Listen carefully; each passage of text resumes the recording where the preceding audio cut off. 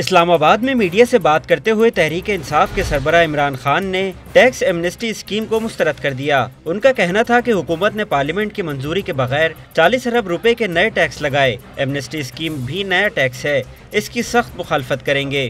جو ایماندار tax pair ہے ان کے اوپر ٹیکس ہے۔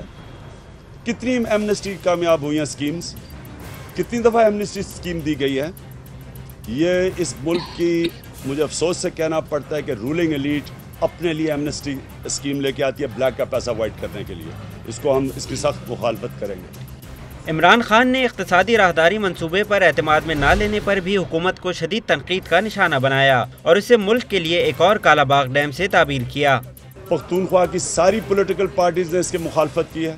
2013 سے MOU سائن ہوا تھا چائنیز کے ساتھ۔ کیوں نہیں اس کے اوپر ڈسکشن کی؟ کیوں نہیں ساروں کو اعتماد میں لیا؟ کیوں نہیں بتایا کہ کون سی روٹ بن رہی ہے؟ عمران خان نے کہا کہ تحریک انصاف کے دھرنے نے جمہوریت کو مضبوط کیا۔ جب تک نظام ٹھیک نہیں ہوگا ملک آگے نہیں بڑھ سکتا۔ NA 122 کے معاملے پر ان کا کہنا تھا کہ جسٹس ریٹائرڈ ریاض کیانی نون لیگ کو بچا رہے ہیں۔ ووٹیں 7 والے حلقوں سے اندر لائی گئی، ثبوت ہے ہمارے پاس، اور 4,500 ووٹ اندر سے باہر پھینکی گئی، پوچھے بغیر، فارم اے بھرے بغیر۔ یہ فراڈ ہے۔ اس کے اوپر کیوں نہیں جسٹس کیانی آئے؟ کیونکہ جسٹس کیانی نے کبھی بھی غیر جانبدار رول ادا نہیں کیا۔ یہ نون کے نمائندے تھے، خورشید شاہ صاحب نے کہا ہے۔ PTI کے سربراہ نے کہا کہ شوکت خانم اسپتال میں طالبان کے علاج سے متعلق ان کے بیان کو غلط انداز میں پیش کیا گیا۔